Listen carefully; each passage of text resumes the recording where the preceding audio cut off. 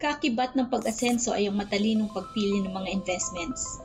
Habang ang traditional na investments ay nangangailangan ng kapital, mayroon namang mga investments ang libre. Opo, libre, na maaaring magdala sa iyo sa tagumpay at lalong higit sa lahat ay makatulong na ikaw ay umasenso.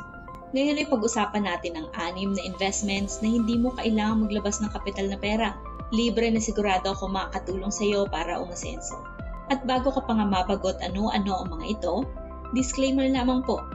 Ito ay para lamang sa open-minded. Hindi open-minded para sa pyramid networking, kundi open-minded para magtagumpay. Kaya kung handa ka na, then para sa iyo ang video ito. Pero syempre may isang libre na maaari mong gawin ngayon. Yan ay ang pag-subscribe sa ating channel. I-click ang notification bell para wala ka ma-miss out sa mga bago nating uploads.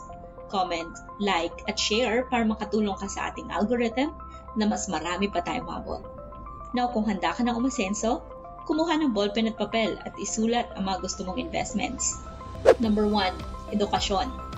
Hindi lamang sa school na kukuha ang edukasyon. Ito din na maaaring makuha sa iyong komunidad, sa loob ng bahay, sa internet, sa libro, sa mga kaibigan. May mga libre ding platforms tulad ng Udemy, YouTube, LinkedIn, etc. Sa madaling salita, hindi mo kailangang mag-enroll sa mga libu-libong courses na hindi mo naman din natatapos o bumili ng librong hindi mo pa naumpisang basahin. Habang may access ka sa libreng edukasyon, take advantage of it. Kahit nga pakikipag-usap sa mga taong walang alam, natututo ka. Mga pagkakamali nila sa buhay, paano sila kumikilos, gumagastos, kumikita. Education is a continuous process. When you stop learning, you stop growing. Pangalawa, network. Hindi ito yung networking na iniisip mo. Hindi ito yung pag-i-invite sa mga kaibigan at kakilala para ma-scam. Building network.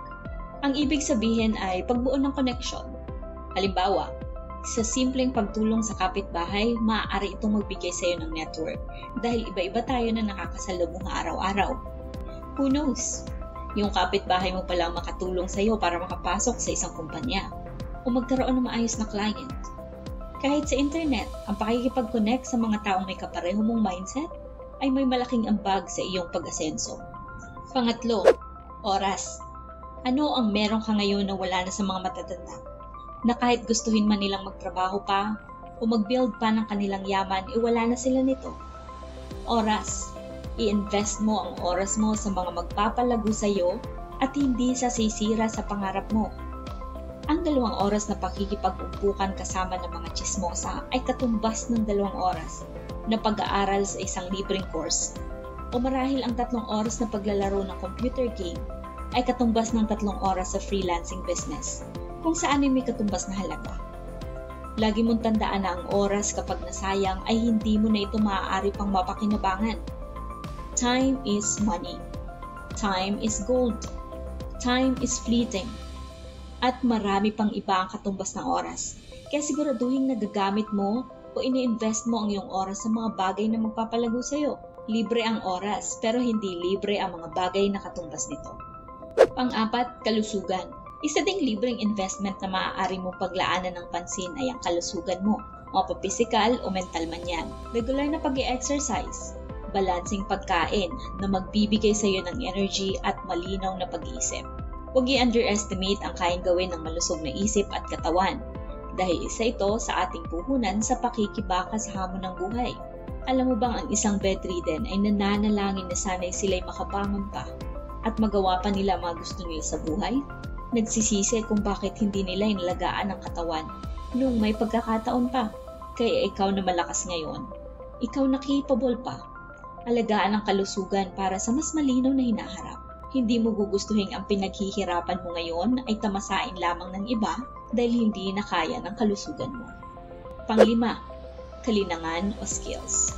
Hindi mo kailangan magbayad ng training sa school o online academy para magkaroon ng skill.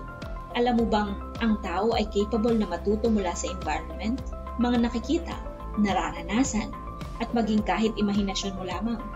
Noong umalis ako sa probinsya, ang alam ko lang ay magturo dahil yun ang tinapos ko. Pero nagkaroon ako ng maraming kalinangan tulad ng pag-voice over, pagsusulat kahit hindi ako magaling, pag-animate, pag-drawing, pananahi, pag-computer, at marami pang ibang hindi na mabanggit. Libre lahat ng pag-aaral ng mga skills na to. YouTube, free ebooks, pakikipag-usap sa mga taong may alam. Nag-invest ako ng oras sa skills na nagagamit ko na ngayon at majority ng income ko ay nagmumula sa mga skills na libre ko lang inaral. Pang-anim, financial literacy. Mag-aral lang tungkol sa pera, paano ito gumagalaw, umiikot, at paano ito ma-attract. Napakaraming resources paano mo mapapalago ang iyong financial literacy. Matuto kung paano i-manage ang iyong finances. Gumamit din ng mga budgeting apps na libre. Manood ng mga financial vlogs, magbasa ng mga blogs tungkol sa finances, at mag-save para sa goals mo. Sa totoo lang, hindi mo kailangan magbayad ng financial advisor dahil kaya mo itong aralin. Minsan lang napapangunahan tayo ng katamaran at mas pinipili nating magbayad ng ibang tao para pag-aralan ang ating personal finance. Hindi lamang sa pera na susukat ang tagumpay, kundi maging sa personal growth na rin. At para marating ito, makakatulong ang 6 na libreng investments na ating nabanggit. Huwag lamang kalimutan na mga libreng investments na ito ay nagre-require din ng dedication at consistency. At dahil nakarating ka sa part na to, salamat sa iyong oras at sana'y na-inspire kita. Please subscribe for more videos like this with notifications on at sana'y yumaman ka.